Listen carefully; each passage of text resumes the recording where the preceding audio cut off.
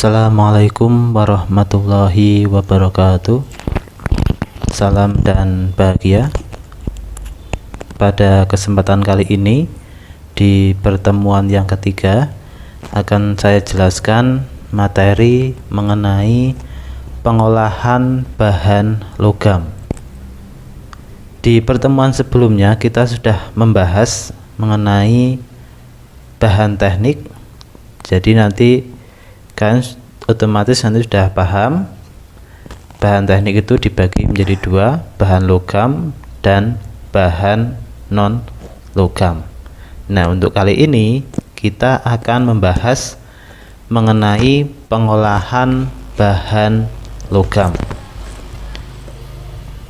Nah, tujuan pembelajaran di pertemuan kali ini yaitu ada 3. Pertama adalah mengidentifikasi pengolahan logam besi.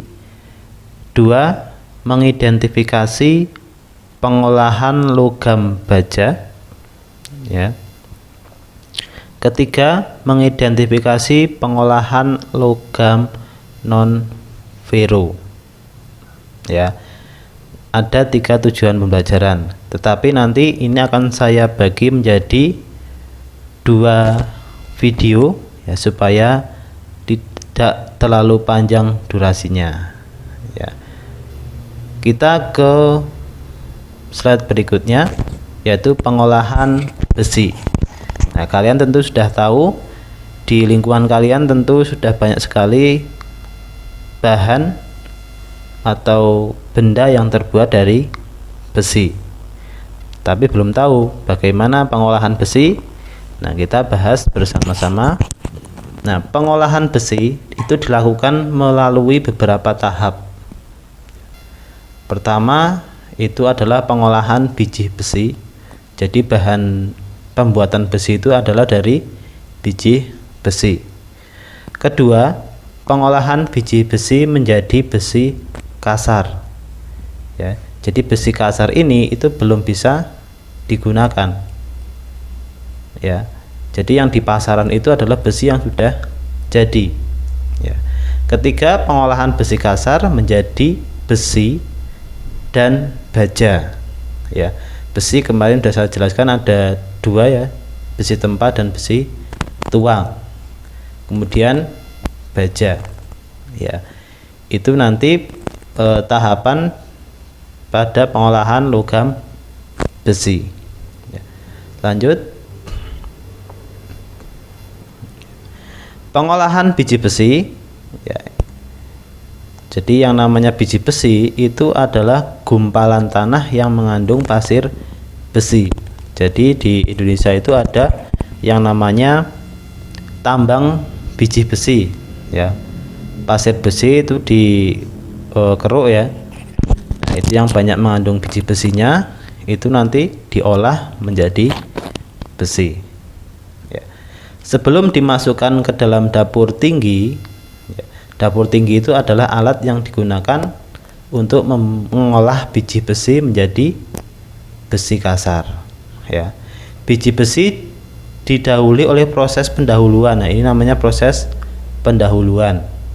Ada 4, yaitu pertama penyucian, pemecahan, pembersihan, dan pemanggangan. Jadi biji besi sebelum diolah di dapur tinggi itu harus melalui 4 proses, dari penyucian, pemecahan, pembersihan, dan pemanggangan ya. Yang berikutnya, proses pendahuluan biji besi. Tadi kan ada 4 ya. Nah, ini penjelasannya. Penyucian adalah membersihkan kotoran yang melekat ya. Jadi kalau kalian membongkar atau tanah ya atau pasir, itu pasti nanti ada kotoran. Nah, itu harus dipisahkan ya. Dipisahkan mana yang pasir besi, mana yang kotoran, itu dipisahkan. Yang kedua adalah pemecahan. Nah, pemecahan ini adalah memecahkan menjadi bagian kecil yang sama besar ya, sekitar 60 mm, 6 cm. Ya, jadi bongkahan-bongkahan pasir besi itu dipecah-pecah Ya, seperti penggilingan batu itu ya. Jadi batu yang besar itu kan digiling, ada yang ukurannya 5 cm, ada yang lebih kecil lagi. Itu juga sama ya, biji besi itu juga nanti dipecah.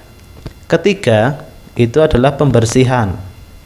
Memisahkan biji besi yang banyak kandungan besinya. Jadi nanti dipisahkan biji besi yang baik dan biji besi yang kurang baik. Yang baik otomatis adalah yang mengandung banyak kandungan besinya. Yang kurang baik itu nanti dipisahkan. Nah, yang kurang baik ini apakah dibuang? Itu tidak ya. Jadi nanti yang kurang baik itu diolah menjadi besi tuang, yaitu sebagai bahan campur pembuatan besi tuang ya. Yang keempat adalah pemanggangan ya, jadi seperti roti itu ya, dipanggang. Nah, sama biji besi juga melalui proses pemanggangan, mengurangi kadar belerang dan mengeluarkan zat asam arang. Jadi di tanah itu pasti ada namanya kadar belerang ya. Nah, belerang di sini itu kalau nanti diolah menjadi besi ya, ikut ke olah, itu akan menghasilkan besi yang rapuh. Nanti besinya itu rapuh kalau belerangnya ikut ke olah. Itu ya, itu kenapa harus mengurangi kadar belerang. Kalau bisa malah belerangnya itu harus dihilangkan 0% kalau bisa ya, dengan proses pemanggangan. Itu proses pendahuluan oleh biji besi. Berikutnya jenis-jenis biji besi ya. Jadi biji besi ini mempunyai beberapa jenis ya. Tadi yang sudah dijelaskan itu kan ada memisahkan antara yang kandungan besinya tinggi dengan yang rendah, itu kan harus dipisahkan. Ini ada 4. Pertama adalah batu besi coklat. Ini mengandung kadar besi 40%. Jadi misalnya pasir besinya itu 100 kilo ya, kadar besinya itu hanya 40 kilo ya, 40%. Kedua, batu besi merah. Ini kadar besinya itu 50%, separuhnya ya. Ketiga, batu besi magnet. Nah, ini kadar besinya itu 50 sampai 60%. Nah, ini yang paling baik ya, yang batu besi magnet ya. Keempat, ini batu besi kalsit. Ini sama dengan yang batu besi coklat, itu kadar besinya 40% ya. Nah, ini biasanya di tambang yang berbeda itu akan menghasilkan biji besi yang berbeda juga ya. Jadi nanti dipilah-pilah mana yang kandungan besinya baik, kadar besinya tinggi dan rendah. Berikutnya adalah pengolahan biji besi menjadi besi ya. Tadi kan pengolahan pendahuluan ya, pendahuluan biji besi. Nah, sekarang pengolahan biji besi ini menjadi besi ya. Salah. Nah, yang ini ya. Nah, ini menjadi besi. Tingkat pertama ialah mereduksi biji besi menjadi logam besi. Itu pertama ya. Jadi langkah pertama itu adalah mereduksi biji besi menjadi logam besi. Kedua, memisahkan zat asam dari biji besi. Biasanya digunakan dapur tinggi. Jadi alat yang digunakan itu namanya dapur tinggi. Prosesnya, dapur tinggi dari puncaknya diberi muatan biji besi, batu kapur, dan kokas. Jadi bahan utamanya itu biji besi, ketambahan batu kapur dan kokas. Nah, kokas ini adalah seperti batu bara ya. Jadi batu bara yang sudah diolah ya, itu menjadi kokas. Kemudian batu kapur seperti yang di kapur itu ya. Nah, jadi ada penambangan batu kapur itu juga ada. Nah, itu sebagai apa? Sebagai bahan tambah. Nah, kenapa harus ditambahkan batu kapur dan kokas? Nah, jadi kokas di sini adalah memberikan panas dan untuk membantu pembakaran pada proses pengolahan biji besi. Ya, jadi kalau kalian pernah lihat batu bara, itu akan menghasilkan panas yang tahan lama, ya, dibandingkan dengan kayu bakar. Ya. Nah, kokas di sini ya itu untuk membantu pembakaran. Ya, jadi supaya apa? Supaya panas yang ada di dapur tinggi ini merata. Kemudian bagian biji besi yang bukan logam bersenyawa dengan batu kapur, kemudian menjadi buih logam. Jadi batu kapur ini untuk mengikat biji besi yang bukan logam, kemudian dijadikan buih logam atau terak. Nah, terak di sini itu nanti dipisahkan, ya. Jangan sampai ikut ke dalam cetakan besi, ya. Itu jadi fungsi kokas dan batu kapur itu ya. Berikutnya, nah ini adalah gambar dapur tinggi ya. Ya. Jadi nanti pengisian biji besinya itu dari sini. Nah, sini. Kemudian biji besi dulu, baru batu kapur, kemudian kokas itu yang dimasukkan. Ya, kemudian ada ini suhunya sampai 1800 derajat Celcius. Ada juga sini pipa tiup. Ini untuk memberikan udara bertekanan tinggi ke dalam dapur tinggi. Kemudian ada saluran logam. Ini lapisan batu tahan api ya. Jadi dapur tinggi itu terbuat dari lapisan batu tahan api.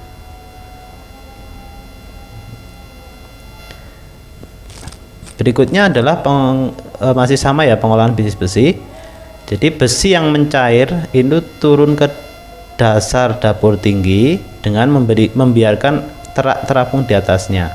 Jadi teraknya itu nanti terapung. Terak dialirkan melalui saluran atas dan besi cair melalui saluran bawah, yang kemudian dialirkan ke dalam cetakan-cetakan. Ya. Nah, walaupun di sini dialirkan ke dalam cetakan, ini masih dalam bentuk besi kasar. Ya, sesuai keterangan di bawah ini adalah hasilnya itu menjadi besi kasar kelabu dan besi kasar putih. Nah, yang kelabu ini biasanya untuk pembuatan besi tuang.